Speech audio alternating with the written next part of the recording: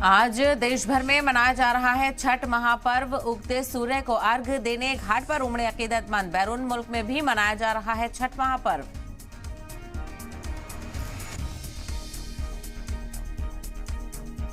World cup में टूटा करोड़ों भारतीयों का सपना। 6 विकेट से हराकर ऑस्ट्रेलिया बना वर्ल्ड चैंपियन। छठी बार जीता वर्ल्ड कप।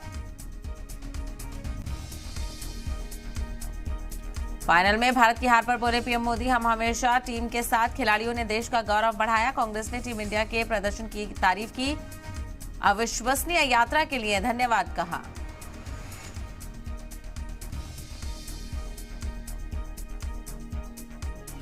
नवे दिन भी उत्तरकाशी में रेस्क्यू ऑपरेशन जारी। 6 विकल्पों पर एक साथ किया जा रहा है काम। ऊपर की तरफ से भी ड्रिल करने की तैयारी। 5 एजेंसियों ने संभाली जिम्मेदारी।